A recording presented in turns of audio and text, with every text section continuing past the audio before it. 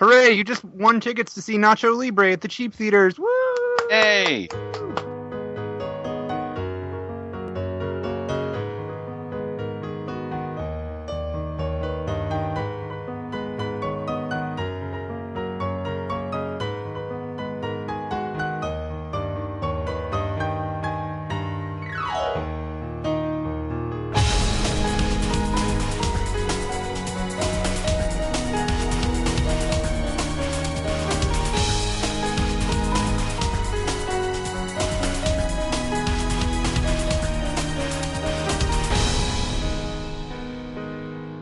Alright, now we're back, and now it's No! just me. We're going with that. With me is Captain McInterruptus, Robert Steinman. I'm just giving you what you always do to me, Bizza. Hey, that's fine. We'll keep it.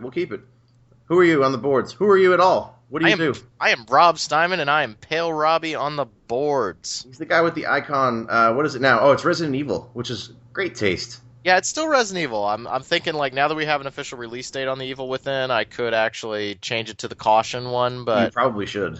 I probably should. August, I'm very excited. That made my Valentine's Day. Don't tell my wife I said that. Well, make sure she doesn't listen to this. I don't think she will, so I think we're okay. What are we doing here, Steven? What are we doing here? We're here with interrupting my sleepy dogs. We're interrupting sleeping dogs because you also have 3 tracks to listen to, and yes. I had to hunt you down and give you a special session with nobody else. Yeah, well, you were like, oh god, I got a job or some nonsense. I don't know. You were whining about it. Sorry, I'm educating our youth of America. Oh, stop appealing to the fact that I respect teachers. Yes, exactly. I had a really hard time making selections, actually. Actually, it's kind of funny that you say that, because the other people that we've recorded with, like Tooker, Mike, then we had Don from Square Enix Music, and Mac from RP Gamer, they all were like, it was really hard to pick 3 tracks, and I'm like, yeah, it is. Welcome to my nightmare. Well, you kind of vetoed one of my tracks. I was all like, hey, I want to hear that Overworld music from Ni no Kuni again, and you were like, nope. I noped it because we already listened to it in the episode you were on. Yeah, but that song is so good. So you wanted an encore of it? Yes. Maybe we'll do an encore episode. This is like when hecklers are at some kind of concert. They're like, do Freebird! I already played Freebird! No! Do it again!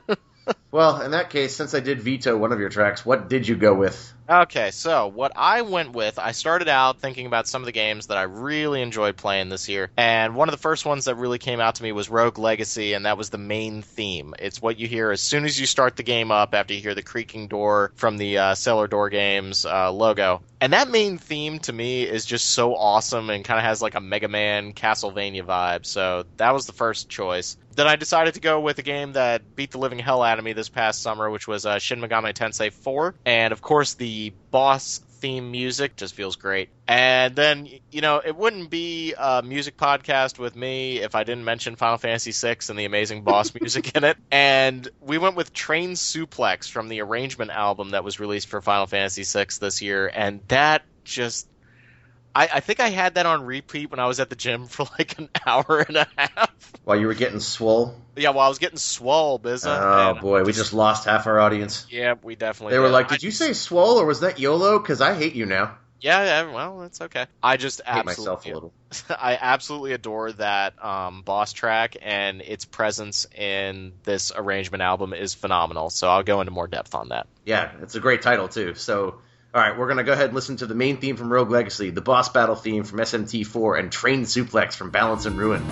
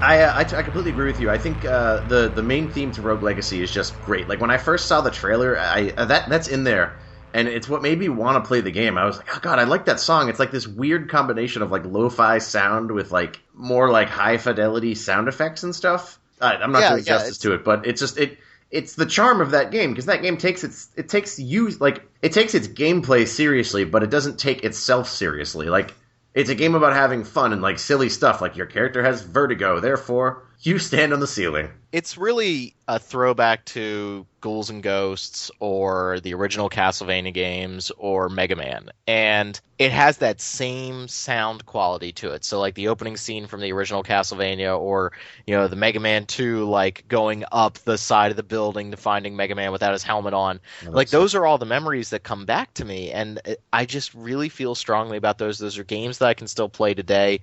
I had a kid who was asking me this thing. She was doing like a profile picture on one of her teachers, and she was asking me about video games, and she's like, well, what are some of your favorite video games? And I was listing them, and I said, you know what? I got to include Mega Man 2 on there.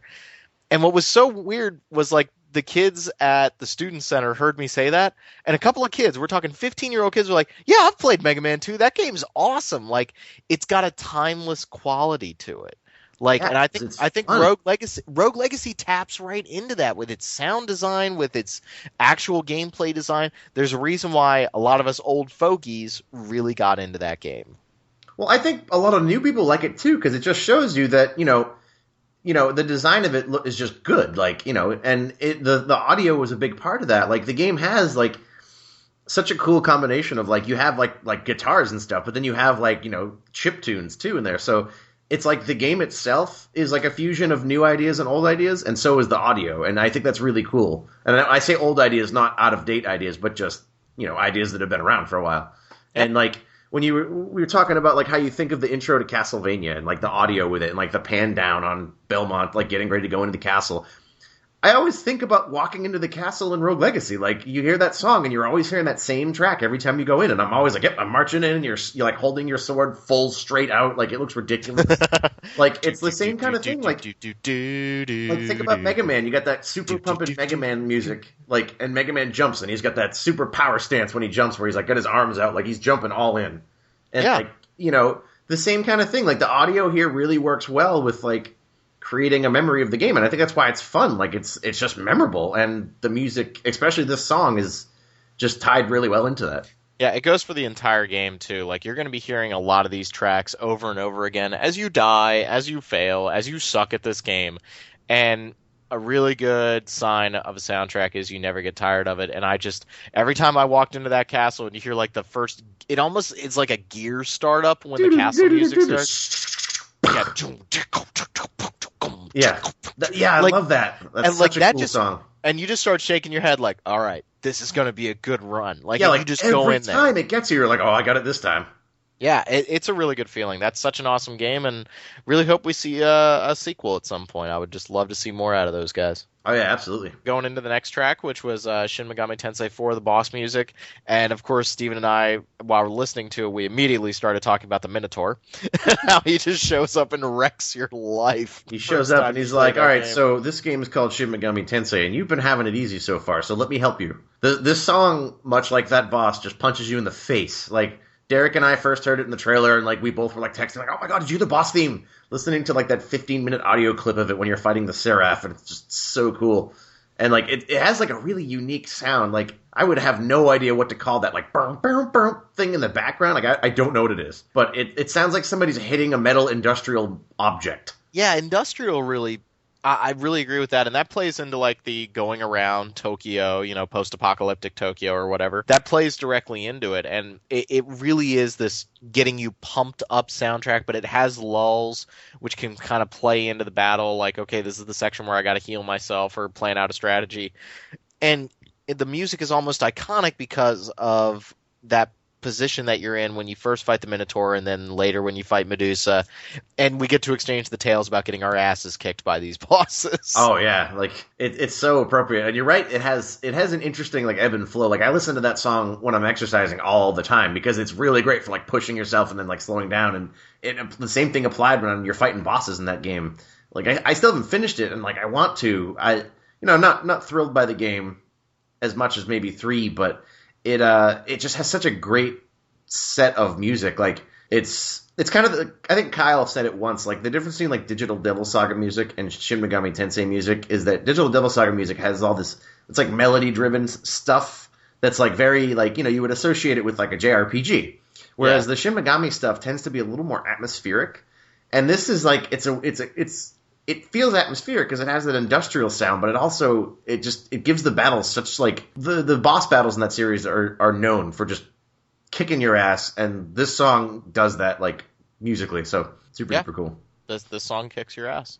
Speaking of which, have you ever wanted to suplex a train, Steven? I have wanted to, and I have done so. I got to apologize to our listeners. I always bring up Final Fantasy VI. I think everybody needs to understand that was like, I think Phantasy Star 2 and 4 were my indoctrination, were like my first exposure to RPGs. This hurts. And then Final Fantasy VI was my indoctrination into RPGs. Like that was the one that I sat down and I finished it, before Final Fantasy VII came out, and I was so into it. And that boss battle music is like a part of me. It really is. It is a part of my soul. Same with Final Fantasy VII's boss music.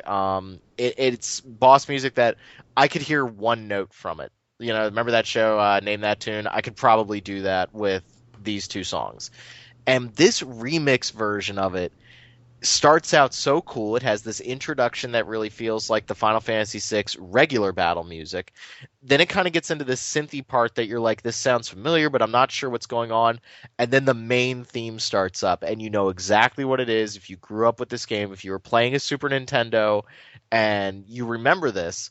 And then the part that really plays into it, and it goes into the title of the song, and I was saying this to Steven while listening to it, by having that creepy line in it where it kind of like, gets a little almost haunting, it plays into the fact that you'll probably remember this part from when you're in the Ghost Woods and when you're fighting the Doom Train. And you actually get to suplex it. So it's like it's playing in with the title of the song, with the stuff that's happening in the song, and feeling into a specific moment of the game. Even though this boss music plays all the time, you remember this one specific instance where you watched a martial arts master pull off a wrestling move on a train. It's awesome. What's funny about that too is like Sabin's sprite is just ridiculous looking. Like he's like 4 times the size of everybody else because his chest. Like he's literally like that, like the internet joke, like, oh, bros don't let bros skip leg day. Sabin skipped leg day in his sprite. Like Sabin is very top heavy. He's like what you would get if you turned Tifa into a dude, and it's just hilarious. And so but he's still tinier than the train. So you have this like tiny little mega deformed sprite smashing that. And I think a lot of people sometimes when they talk about like the nostalgia they have in 6 and like they tie it into the music and stuff, like part of it is like you can't have that in the way Final Fantasies have been presented kind of since then. Like, you have some silly animations and stuff, but like think of how 13 looks. You couldn't have one of those sprites throwing a train. Like it would look, or not one of those sprites, one of those character models throwing a train, because there's such visual fidelity to it, like, and like the proportions are so real that like, I do kind of appreciate, sometimes people go, oh, I miss the super deformed days of Final Fantasy, like Final Fantasy 9 and stuff, because you really can't have that anymore. Like, it looks more absurd than the game can handle. Yeah, I remember a lot of, internet videos making fun of, Lightning fighting this giant robot that has, scissors for hands or whatever, and it's just like, by having that visual fidelity, you almost need to make it make more realistic sense. And I'm not saying that the game should, but when you have to use your imagination a little bit more for what's going on, you can accept a lot more. Yeah, not to repeat, but the idea of a little tiny dude body slamming a train, like any of his suplexes are implausible. Right. But that one's especially implausible. Right, but it plays into like the, having so much more visual fidelity means that the imagination doesn't have to work more. And then it means that things can look patently ridiculous. Whereas you could kind of accept this guy who skipped leg day could actually suplex a train. But there's almost a quaint quality to it, and I'm not sure how much of it is also the fact that we're just reminiscing and nostalgia covered glasses. But, with high visuals and production values, it does take away some of the mystery. And sometimes you want to see just something silly happen, you know? And I think we miss that sometimes.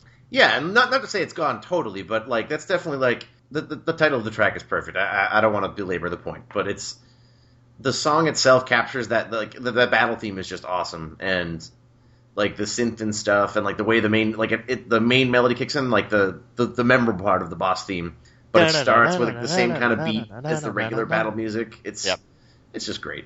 Yeah, no, it really is. And I'm sorry to the listeners. You got to deal with me and my video game love of music. And, you know, I think that's actually one of the reasons why I love JRPGs. You know, we talked, I was listening on one of our shows of Random Encounter, the RPG fan podcast. And Steven and I got, yeah, that was a shameless plug, I know. Steven and I got into it a little bit on the Skyrim soundtrack. And I started to realize listening to that again, like, one of the reasons I really like JRPGs and why they stand out in my mind is for memorable soundtracks. And, you know, I think that is one aspect of the JRPG that is really, really fantastic. And, you know, it's kind of got me looking at my Vita going, is it time for me to start playing Persona 4 Golden to experience all that? Always time for that. I know. I just can't. I damn near started up another game of Tactics Ogre. And there's so much new music in it, too. Oh, I know. And it's really cool. And a really good soundtrack really brings you into a game experience, and it really sets your memory. That's the biggest thing. We talk about that a lot on the show, too. Like, not that Western RPGs don't have good soundtracks, and some of them, in fact, quite do, as our episode would show. But, you know, we mentioned this, but I think it's just the way the music is approached is different. Like, if you look at... It's interesting, though, or rather, the music is approached differently, but I think now with all these like smaller independent developers and more importantly independent musicians proliferating, you know, like you have music like the Rogue Legacy. Rogue Legacy is very melody driven, and you know, so I would not like it's not like the kind of music you expect to hear in the more atmospheric, big open world RPGs and that sort of thing. So we're getting to a point where it's kind of cool because you're getting that like this generation of musicians that were, you know, fed and dieted on, you know, a steady stream of JRPGs growing up, and now they're making music for Western independent games, and you're getting sort of this like fusion of the styles. It's super cool. Yep, totally. But anyways, yeah, that's basically all I have to contribute to the subject. Is a very, very old song, an old sounding song, and then kick you in the face with a Minotaur. So Robert Steinman, ladies and gentlemen. That's what I do. So next year, which Dark Souls haunting chant melody driven are we going to want to listen to? I don't know. Well, once the game comes out, we can find out because the music in the trailer is super cool. Yeah, I'm sure we'll be talking about that. So. I'm sure we'll be talking about more than just music, but that's the purview of Random Encounter. We get yelled at for talking it on there too much, so we can't talk about it here right now. Oh, I'm sorry. But anyways, Rob, thanks for coming on. No problem. And to the listeners, keep listening because we've still got more. Have fun.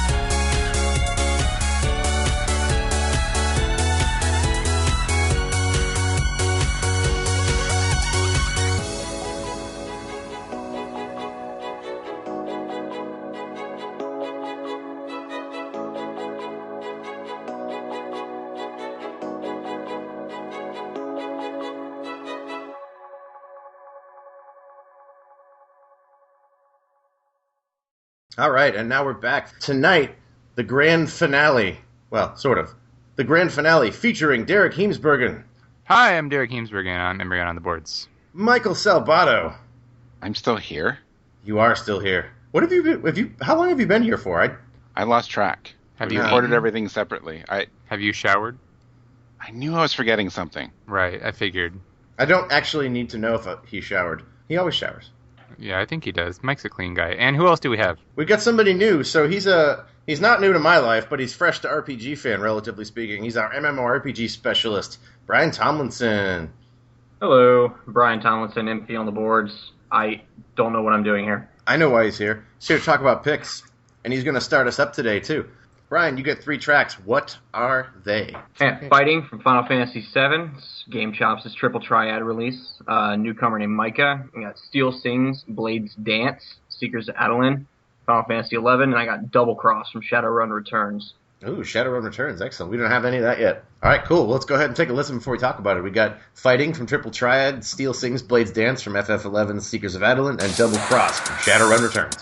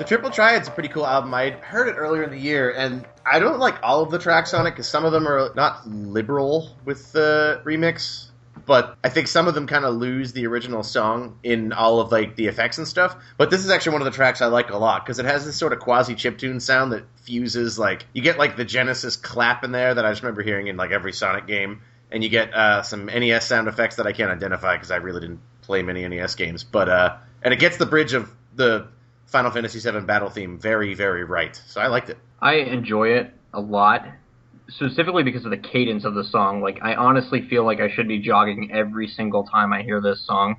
There is that constant drum in the background. Just, it keeps a perfect beat throughout. The fact that it even starts a limit break just makes me want to burst into a run right off the bat. Yeah, I like that. I mean. Oh, the limit break sound effect. That's it's been so long. I know that sound in my brain, but it wasn't like, oh, that's the limit break sound. I got you. It was a really classy way of starting the song off too. I mean, I instantly distinguishable as Final Fantasy VII right off the bat, and I just absolutely enjoy that song, especially the bridge, like you were talking about. I mean, it gets it perfect. That's my favorite part of the song, flat out. I judge all Final Fantasy VII battle theme remixes by how well they get that bridge because it's the best part of the song. Uh-huh.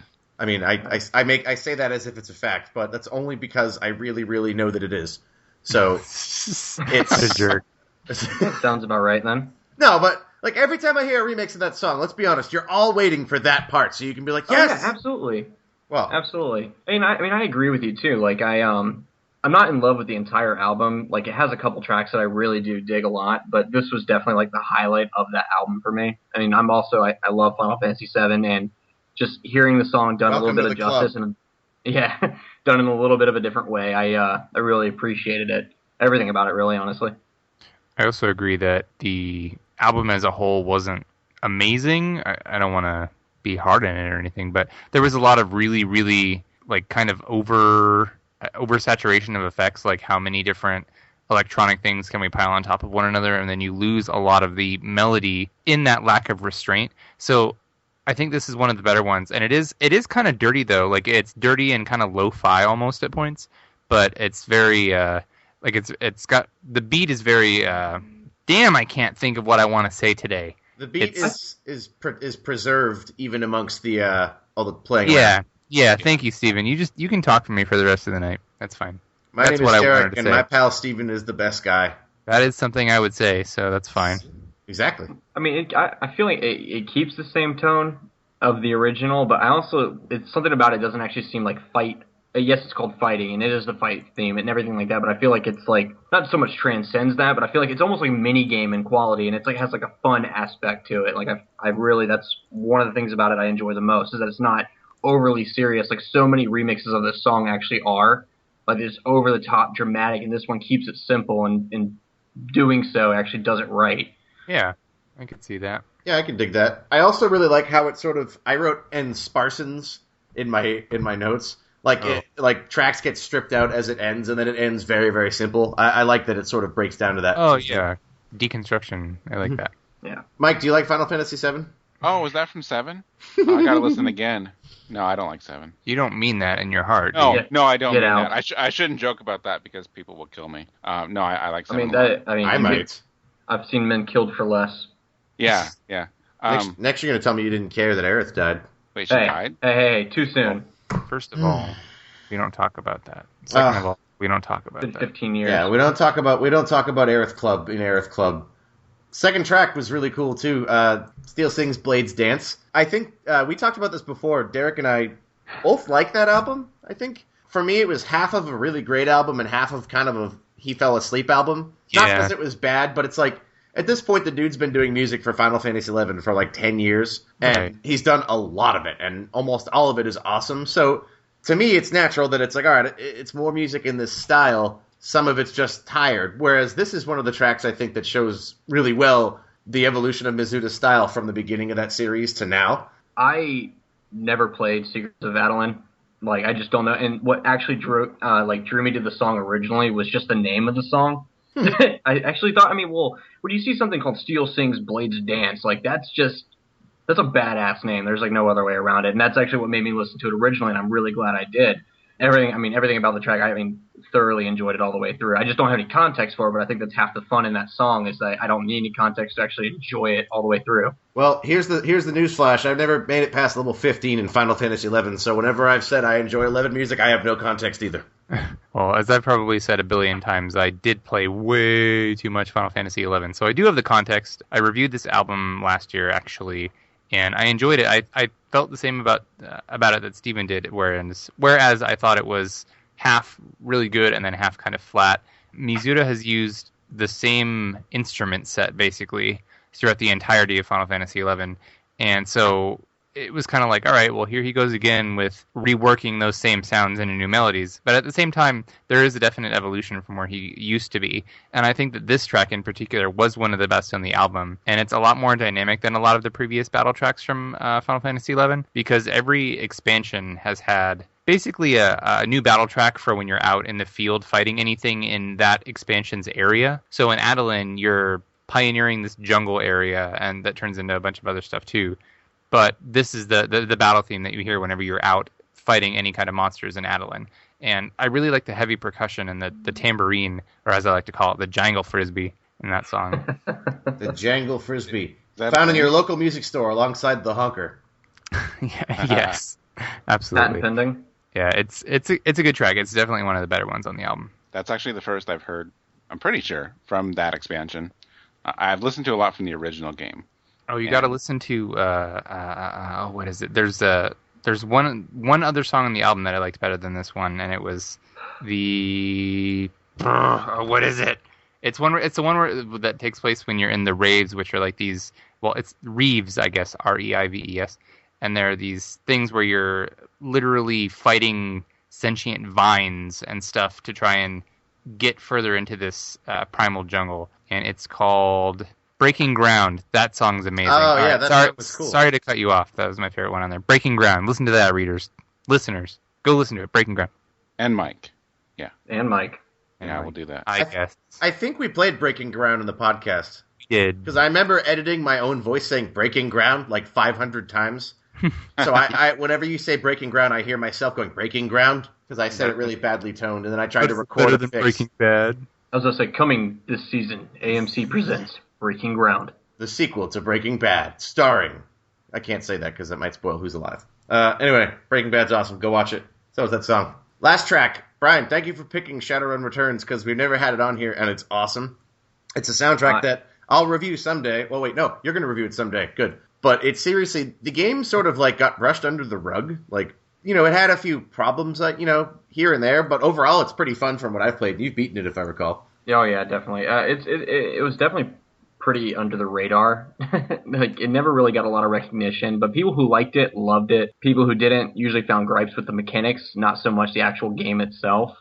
Like, obviously, you know, it was played with, like, save features, and people didn't like some of the pacing and whatnot, but the game actually took off in a big way with the modding community when it actually hit PC, and I thought that was, like, one of the biggest things about it. Added a ton of replay value, and soundtrack overall, fantastic in my opinion. A lot of it taking inspiration, and actually the song that we listened to is a remake or a remix of a song called Seattle Blues from the original SNES release. And same guys, you have Marshall Parker and Sam Powell both worked on the game originally in 1994, and now they're back in action again, and I can't wait to see more stuff from them. Yeah, well, I'm curious if they're going to do anything else. Have they not done anything since the other Shadowrun? Or did they, like, do other stuff? Because I can't imagine they just didn't do anything for 20 years and then we're like, here we are. I do think it's cool that I think it speaks to a lot, because a lot of people, apparently I'm the only one who thinks the Super Nintendo game is better than the Genesis one, but that's especially weird since I had a Genesis growing up, and I totally did not emulate Shadowrun on Super Nintendo. But if you did, you deleted it within 24 hours, right? It took me a lot longer than 24 hours to beat that game, but it, you know, I always liked the music in that game. It had a cool vibe, and that's why I think I like the Shadowrun Returns soundtrack. In particular, this song, like, it has, like, this... It's what I imagine the people who did the soundtrack to The Witcher would do if they were doing a cyberpunk game, which they are. So, it gets that sort of, like, desolate, dirty streets feel, like, really right, that I just always associate with cyberpunk stuff, like Vangelis' score to Blade Runner. Like, cyberpunk has... You can really easily just fall into the trap of just doing really synthetic-sounding stuff. And this does sound synthetic, but it sort of also sounds like it's creating an atmosphere while still having a melody, which is what I think the strength of Shadowrun Returns soundtrack is that one of the biggest things about every song on that soundtrack is that I would say, I can't say every song, but most of the songs actually have a build-up into their actual purpose. Like, they all lead into what they're supposed to do. Like, that song has not a slow start, but it has a portion of the song is dedicated to try and, like, bring you into, like, the rest of what that moment is about. It's the same, you were bringing up other Cyberpunk games and whatnot, and other soundtracks like that. It was one of the biggest reasons why I liked Septerra Core was the world and everything about it. Shadowrun Returns, I feel like, borrows a lot of that. Not in a bad way. Derek likes Septerra Core. You guys can be friends. We weren't until this very moment. Yeah, and I mean, I feel like I said, I feel like it borrows a lot of the, the positives of that. I mean, Septerra Core is another one of those games you love it or you hate it, or you've never heard of it. One of the three. I heard of it because you used to talk about it in 7th grade a lot, and I never knew what it was. Oh man, now, it was. Now I do though, because we played music from it on our podcast. Thank you, Derek. You're welcome. My closing comment for that song is there was mad reverb, and I enjoyed that, and it reminded me a bit of just like the stuff that we heard in Deus Ex Human Revolution, although that might be a little bit too generic of a comparison because a lot of, as you said, a lot of cyberpunk stuff sounds kind of similar. It's like, generic computer hacker theme or something. Exactly. It sounds like the soundtrack to the movie Hackers. Hack the Planet. Hack the Planet! God, I love that movie. But yeah, these, it's actually a good example because I think Deus Ex has the same strength of this, where it has all of that sort of like the trappings of sci-fi, but they have strong melodies too, and that's why Shadowrun Returns soundtrack is good to listen to. I agree, wholeheartedly. Stay tuned for my review of the soundtrack. No. Don't. No, we will actually. All right, so moving forward, we have our second batch of tracks for the night, and those were selected by good old Steven, Mr. Meyerink. What have you chosen? I tried to change it up a little bit. I picked tracks that are from different albums that I'm going to have on our write-up for Music of the Year. Except for one of them, because I just couldn't leave it off. So the first track we're going to play is Sinister Sunburn from Project Destati, the EP that was released. It's 5 tracks from last year, and they're currently working on like a full album now. It's amazing. The whole album, it's just, I feel comfortable in saying they're the best Kingdom Hearts mixes I've heard. What it is it's an orchestration of Kingdom Hearts music. But rather than just do one-to-one tracks, each track is like 5 or 6 songs from the game orchestrated into this just really awesome arrangement that just, it gets so much of what's good and right about the songs right. And what I really like about this album that is not especially related to the music itself is that all 3 of the composers involved with it are super huge Kingdom Hearts fans. We've geeked out about Kingdom Hearts stuff on Twitter several times, and I've met Sebastian Wolf at MagFest, and he's just super nice. And I want to have, which I'm trying to get them on the show at some point to talk about Kingdom Hearts music, because it's the difference between somebody remixing a song that someone said, hey, remix this, which nothing wrong with that because you get great music out of that, versus these people all love Kingdom Hearts and know the music intimately, so they know how to fit it well together, both musically and narratively. So that's why I picked that, and that was way too long of an introduction, but that's okay. And then my second and third track... Only appropriate, though. Yeah, well, it's Kingdom Hearts. What'd you expect from me? Exactly. So my second tracks are actually from an album that we are going to have a review of someday when I get around to writing it, but it's from Mind Zero, the Persona knockoff.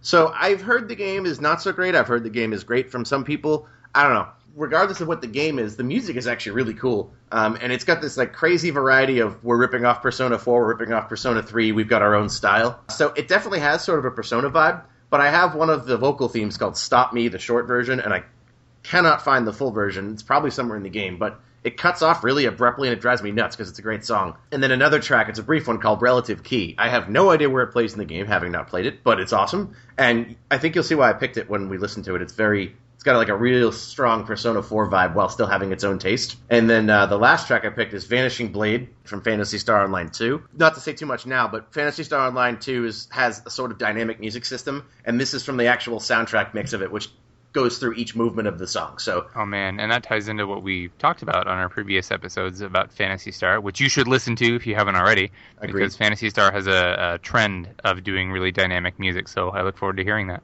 Bringing it back. I like that. So yeah, let's go ahead and take a listen to Sinister Sunburn, Stop Me, Relative Key, and Vanishing Blade.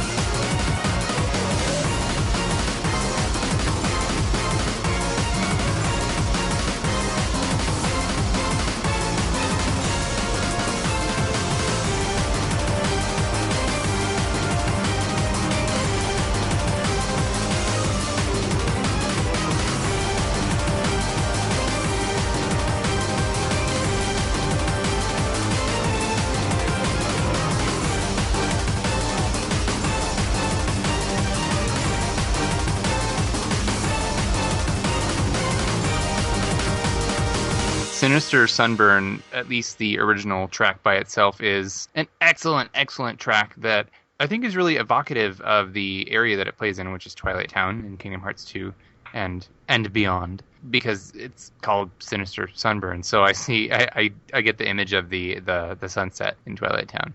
Yeah. The original track is called Sinister Sundown. This one's a little different because they arranged a few tracks, and that's why they called it something different, just to draw attention to that. I see what they did there. But got that xylophone, and I do really enjoy the way that it moves through several different pieces throughout its duration. And man, there was like a piano part that I don't remember at what point in the track, but it came in, and I was like, oh. I'm guessing you mean the part at 3:55 where the majesty becomes resplendent. The piano near the end of that track, I really love it when it starts getting real heavy on the bass notes, and it has a lot of little transitions and bridges, and each one of them has a lot of really cool parts. Like there's the one where there's the little quick hits on the piano, where it's just kind of like one note being sort of daintily hit, and then you have like the part where they're sort of smashing the bass keys, and Yeah, I honestly have nothing negative to say about that track. It's one of those tracks I just enjoyed all the way through. I have nothing negative to say about that whole album, but yeah, I agree. Now was that just one song? Because I know some of the songs are based on multiple tracks. That one's 2 tracks, but it's more like it's Sinister Sundown with some themes worked in. But that one's one of the tracks that doesn't incorporate quite as many. But the whole LP is like $1, and it's 19 minutes of music and 19 minutes of fantastic music. So seriously, if you like Kingdom Hearts music at all, I mean, you got to hit this. Yeah, there's more coming out as well. Project Estati is putting out the first of their... It's a series of Kingdom Hearts arrangement albums, and the first one is coming out within the next month or two. Is that right? I don't know if they said within a month or two, but that would be really nice. I should ask and be like, it's coming. It's coming relatively soon. Like they've tweeted a few times that it's on the horizon at the very least. Which was actually a reference to Kingdom Hearts 2, which I love. Ha ha ha! Once again, I see what they did there. Really clever. So the second track was Stop Me, which I'm interested to hear what you guys think of it, because Mine Zero sort of has this weird reputation of everyone's like, oh, it's a Persona clone. It's probably a crappy one. I can't remember who made it, but I think the developer who made it is known for making sort of budgety dungeon crawlers. And the actual in-game footage does look a little Acquire, by the way. Acquire. Yeah. So they made, didn't they make Arcrise Fantasia? No, that was Image Epic. Right.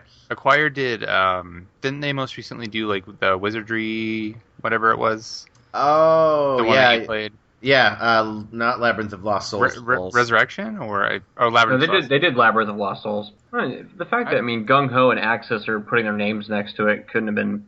gives me a little bit of hope for this game. I had never heard anything about it up until the time we had started talking about it.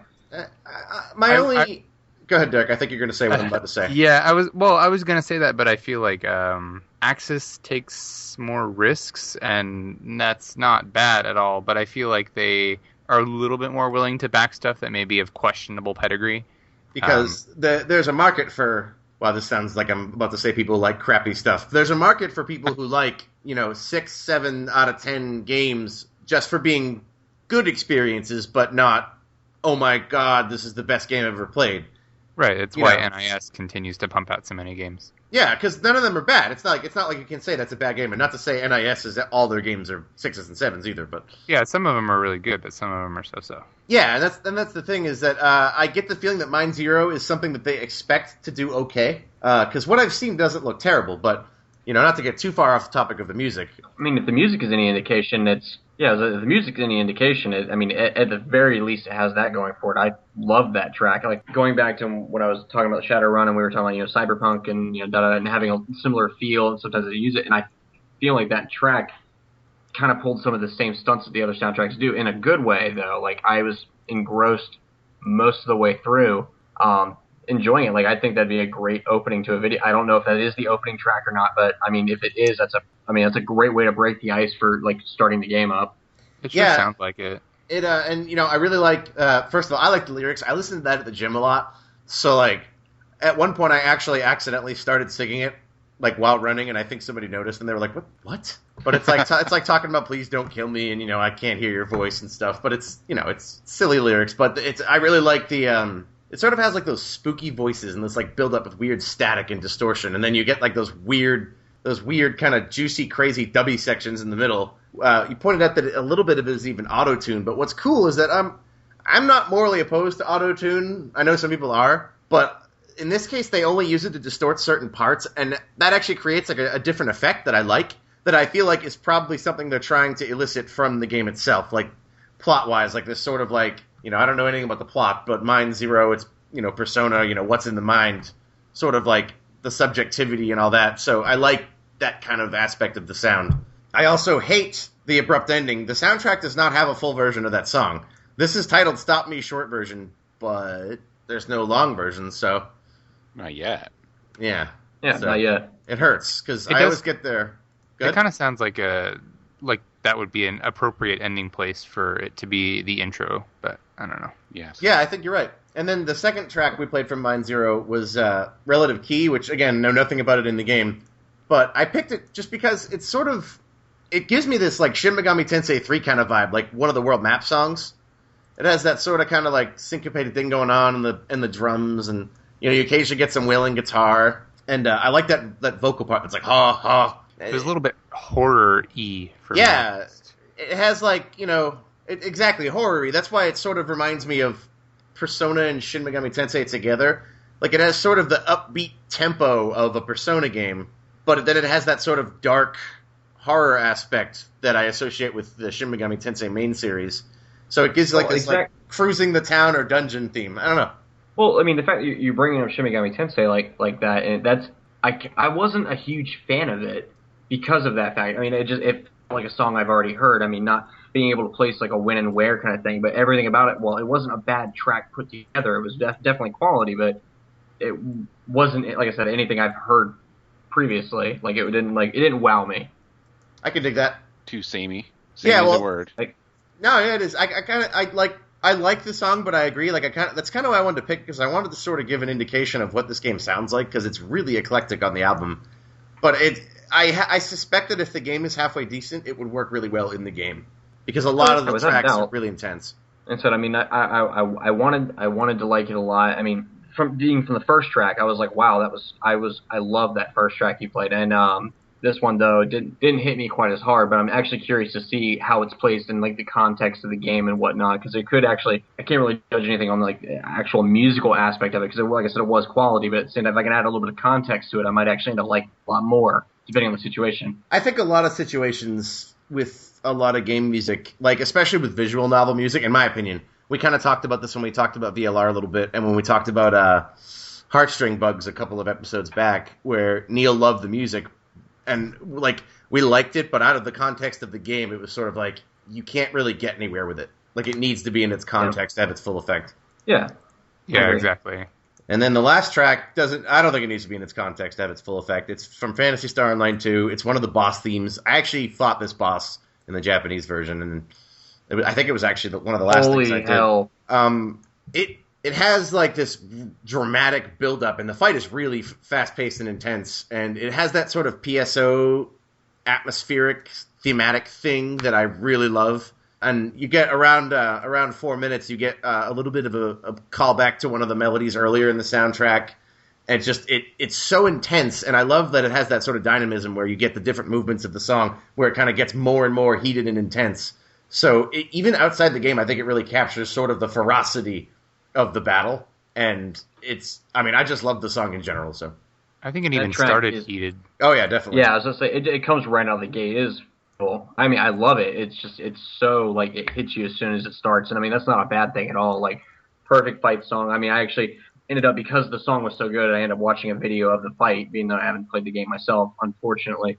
And it's an awesome looking fight, and it's an awesome song that goes along with it. I mean, everything about it like keys up perfectly, and I loved it right off the bat. For shizzle. My nizzle. I really want that game to come here. Someday. It's like Salt in the Wound. I mean, it's several years behind at this point, and they've already prepped a lot of extra material. Like there's did the first full expansion come out in Japan, or is it just like a big update? I think episode 2 came out. Oh God, why? Why are we still waiting? I've already found solace in the fact that it's never going to happen. Like I just stopped worrying about it. I want it to. I want it so bad. I just don't think it ever will. There has been some activity regarding like the development of an MMO, say a big MMO that's in progress in Japan, and they need developers in the US. So I would say I'm close to 100% certain we'll get it. I just don't know when. My thoughts are that I'm guessing Sega is waiting until there's like a ton of content so they can package it as a $60 release rather than make it free to play. Or they'll package it as a $60 release, include a lot of stuff you would normally get if you pay for it. Because odds are good that it won't share servers, because I don't think Sega does that anymore. So I'm sure we'll get it. It's just a matter of when.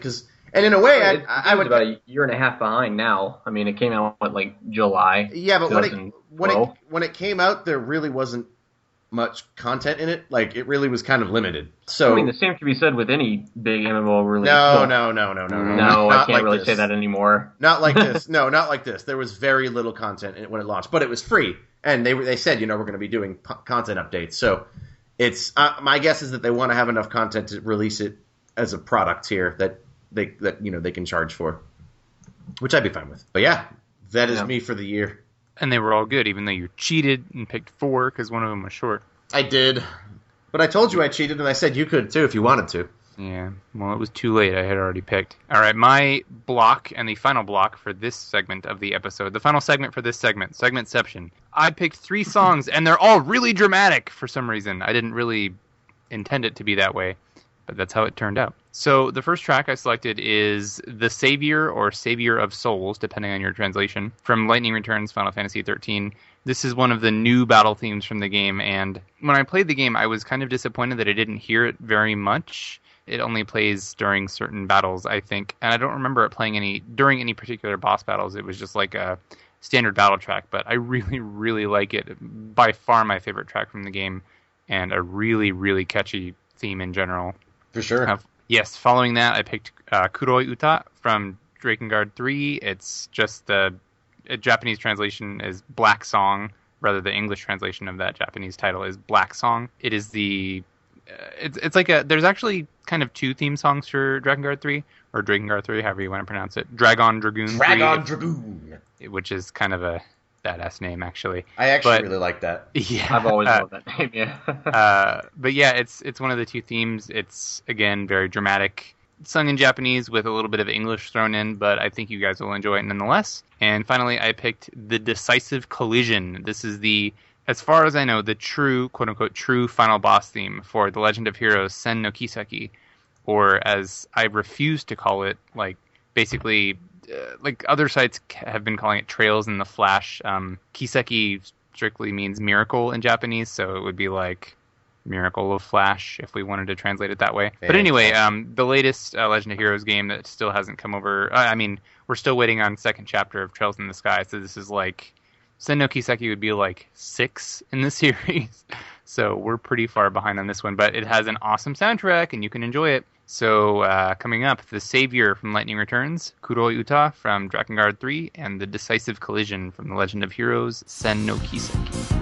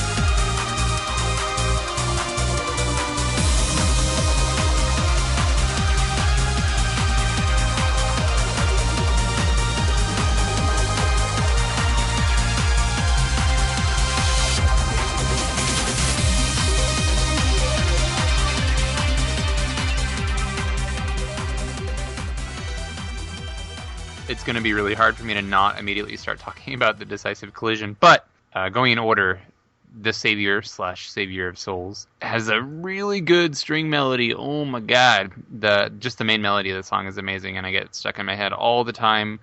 And I really like that it has the motif from Lightning's theme, seeing as Lightning has been in 3 games now. I did like that. It's neat to have that callback to her, and it as the Savior, I think it ties in very well to her character and her role in that game. Aside, everything about the game itself aside, I reviewed it if you want to know my thoughts. Plug. But yeah, super good song. Easily my favorite on the soundtrack. Yeah, super good. So I don't think I'm that positive on it. I like it. I think in parts for me, the string is actually a little too sparse for me, and it's kind of repetitive. But on the other hand, I do really, really like the bass in the song, and I really like the callbacks to Lightning's theme. I liked it. I can't remember if I heard it in the demo or in the very, very lengthy live stream I watched, but there was a trailer featuring it for a while, like the main trailer for a while before they kind of went on media blackout. Oh yeah, like with there was the trailer with Crimson Blitz, and with this one, right? Yep. And there are other battle themes that I like more, just because I think, like I said, that one can get a little repetitive. But I do like that one, especially because, like you said, having Lightning is a contentious character, but musically she has history now, so to take advantage of that, I think, is really cool, especially since her theme is awesome. So I did like having that in there. Yeah, and Lightning's theme is actually Blinded by Light. It's the same melody, so if you have heard the battle theme to Final Fantasy XIII, the original, that's her theme, that melody. So it's neat to have that. It's to have that embedded. So it's kind of interesting. It's almost like the fact that they're reusing Blinded by Light in a sense is a really cool way to bring it full circle from the first game. Blinded byception. Blinded by blindingness. Is the Blinded by Light I only heard it a few times because I'm only like 2 hours in, but the one in Lightning Returns, is it exactly out of 13 or is it like a remix? No, it's a bit different. There's a little bit of different instrumentation, but it's pretty much structurally like the same melody, and that one's called Crimson Blitz. Okay. I'm very happy to. Yes. Both those songs. Yeah, I liked it a lot. I'm a really big fan of both 13 soundtracks. I've intentionally not listened to this one a lot. I mean, I could, but I'm choosing not to until I play more of the game. But this is one of the ones I like that really stands out for me. I'm glad Steven touched on kind of what I was feeling, but maybe not to the same extent. It's not that I hated the track. I would never go so far as to say that. It's something about the track didn't click. It didn't gel. I wanted to like it. It was catchy. I gave it that. I don't know if it was the bass. I did like the string arrangements, but I can't put it into words. But something about the track didn't do it for me. Not that I'm not trying to hate on it. No, man. This is, you're allowed to have a different opinion. You know that, right? Well, it is Brian, so. I'm getting mixed signals here. It's okay. Like I said, I don't want to discredit it as a track at all. Like I mean, well, you can be critical of something and not discredit it. It's not like you're saying, "Oh, this guy's a lazy hack and I hate it." It's just you didn't care for it. Yeah, I think that's all it came down to. Like, if I were to make a playlist, I don't think I would put that track on it. But I don't think if I heard it on the radio, I wouldn't turn it off. You know what I mean? Like, I don't know what it is. Like, if I heard it on the radio, I'd be like, "Ah, Lightning Returns." Yeah, I'd be like, "Why is this on the radio?" Yeah. That's one. But you see what I'm saying, though. Yeah. No. Something about it. I understand. That's okay. Well, as usual, Derek and I are alone in our love for Lightning, which is fine. But I think you and I. Maybe we don't have any taste. I like all 3 of the soundtracks to the Lightning games. I mean, it's not that I don't love the music from them or even like the games. It's just, Well, I don't think that the whole liking Lightning anything making me lowering my standards or something. I don't know what I'm trying to say. I'm getting really tired. That's BS basically, because I think that I'm really level-headed with my I'm able to recognize that there are plenty of flaws in the 13 trilogy and still like them. It's see like Derek's review. Yeah, exactly. We've said that many times about mini games and a lot of things in particular. Like it's completely possible to criticize things and still enjoy them. Like I feel like I'm Anita Sarkeesian right now. She's like it's remember that it's possible to enjoy a piece of media while being critical of its more pernicious aspects. Or whatever. Are you telling me you listened to Anita Sarkeesian and didn't just hate on her on YouTube because she said something that frightened you? No, she has valid points. She may be extreme, but she has valid points. But we don't really need to talk about that. I agree with you. Right now. No, we don't have to talk about it, but... So, second song, Black Song, Kuroi Uta. Whoa. Okay, so this is a track that I have a lot of feelings about. It's long, and Brian actually pointed out something interesting about it that he is going to tell us in a moment. But I think it has incredible progression.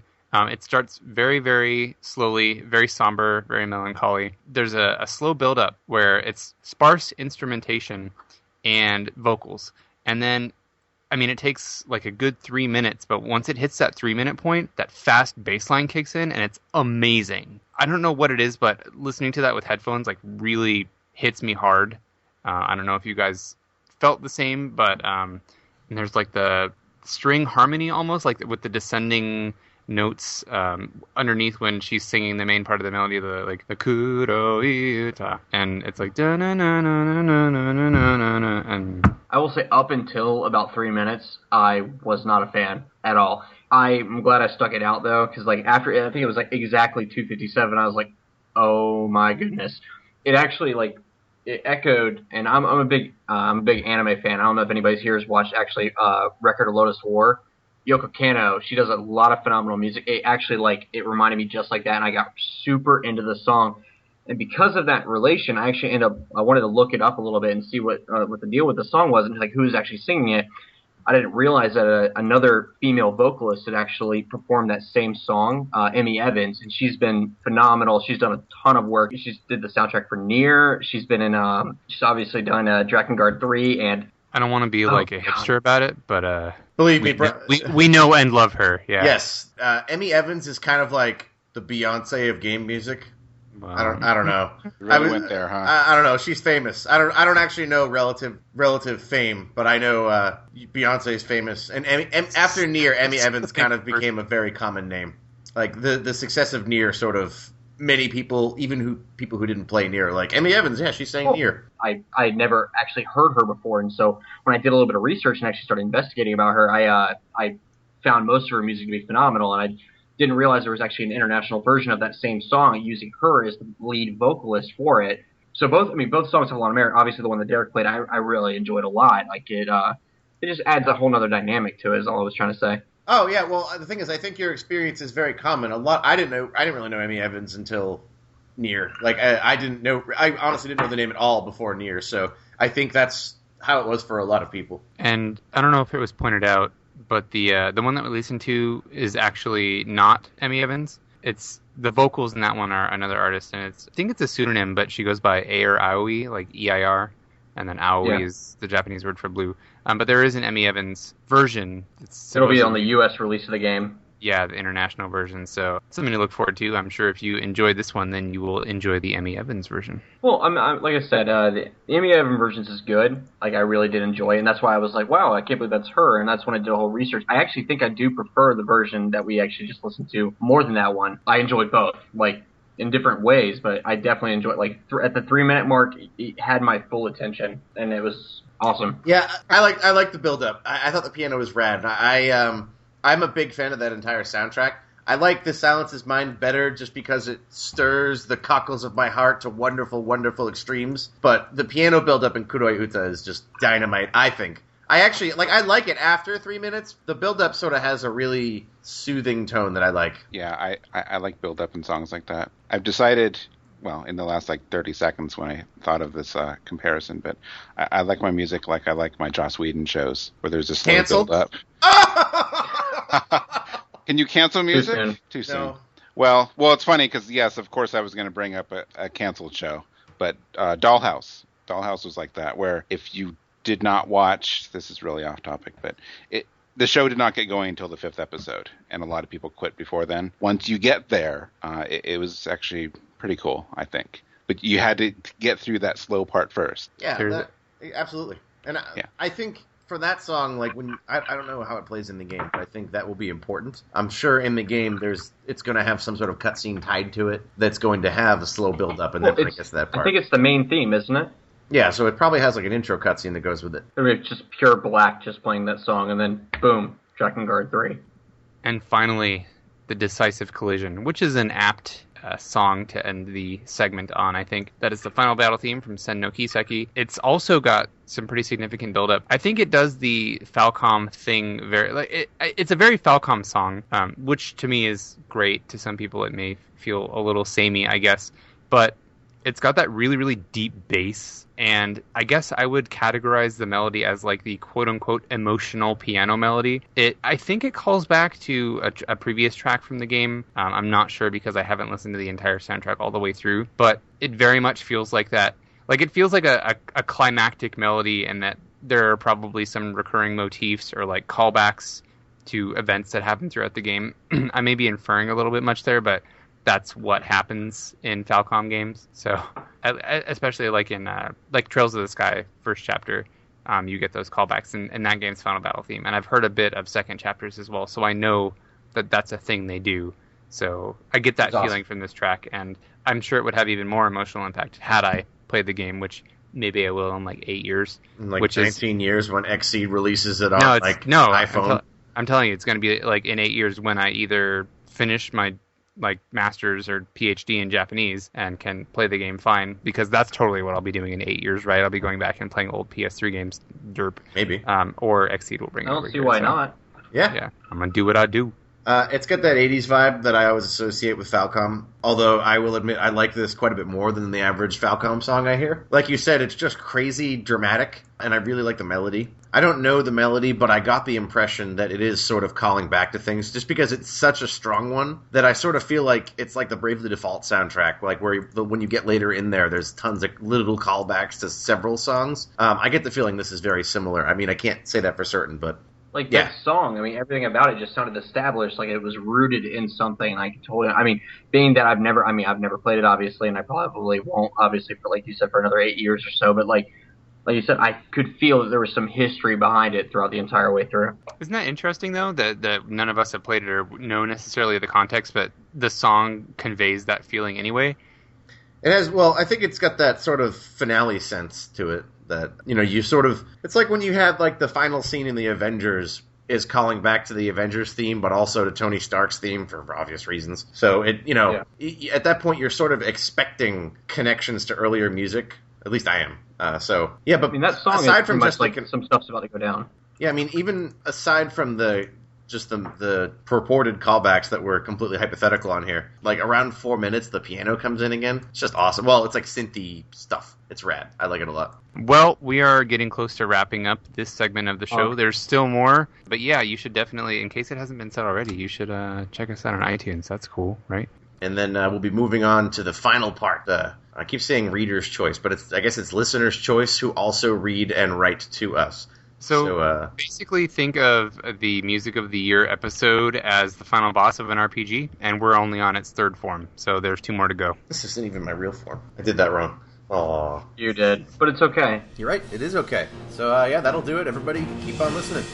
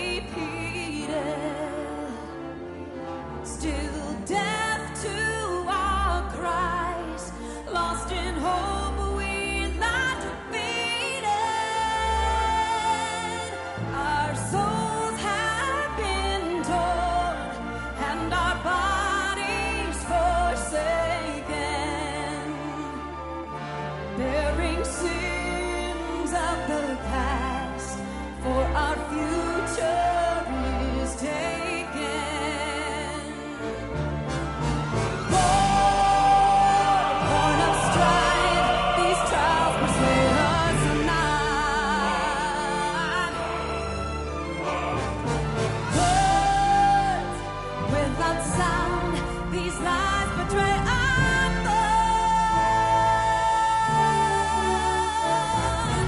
Lied by a plague of doubt, the land she mows.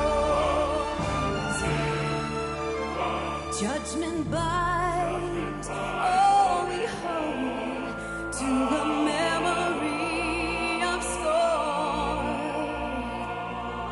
Tell us why.